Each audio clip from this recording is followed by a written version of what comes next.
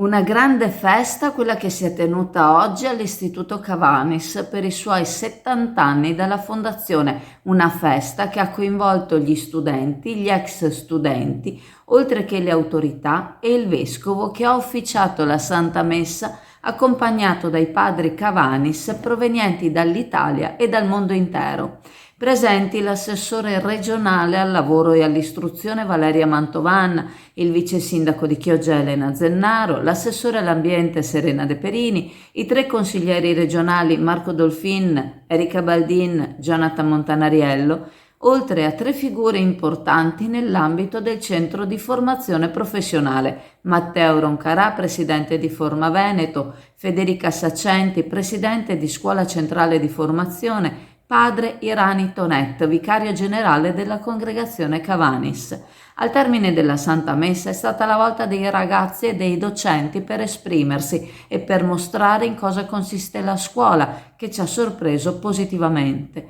cominciando dal gruppo di ragazze giunte all'istituto in barca grazie all'associazione Remiera Clodiense e allo spettacolo messo in scena su un salone che solitamente sembra troppo grande, ma che oggi è sembrato particolarmente piccolo vista la grande affluenza di persone giunte a condividere questo momento speciale. Dopo il discorso istituzionale dell'assessore regionale che ha voluto spronare i ragazzi, l'intervento di padre Alvise, incentrato sul ruolo educativo, ha riscosso un enorme successo grazie alla verve del padre. È stato poi presentato dal direttore della scuola il progetto che proseguirà per la durata dell'anno scolastico, Artigiani del Cielo, il nome del progetto finanziato dalla Presidenza del Consiglio dei Ministri, nell'intento di trovare punti di unione e passaggi di competenze e di conoscenze tra nuove e vecchie generazioni e che prevede la realizzazione di un telescopio importante costruito dai ragazzi aiutati da artigiani di precisione,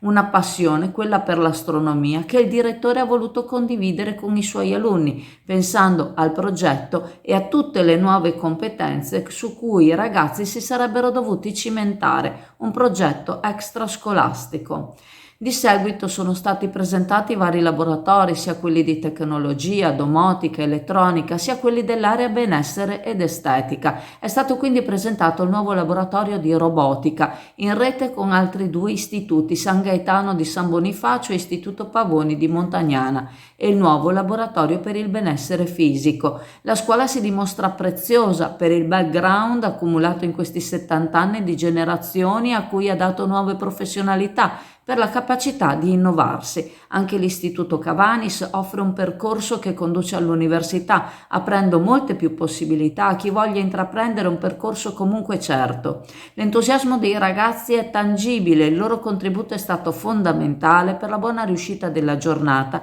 come lo è stato per la crescita di questa scuola. A breve condivideremo su tutti i nostri canali vari momenti di questo importante evento. SD Auto informa della novità per il 2023, la revisione dei carrelli in sede. Si effettuano revisioni in sede dei rimorchi di massa complessiva non superiore ai 3.500 kg, 01 e 02, di carrelli per imbarcazioni, per moto, per auto, roulotte, trailer per il trasporto cavalli, carrelli tenda, carrelli trasporto animali e tutti i carrelli di massa complessiva non superiore ai 3.500 kg. Potete contattare SD Auto per qualsiasi informazione o chiarimento.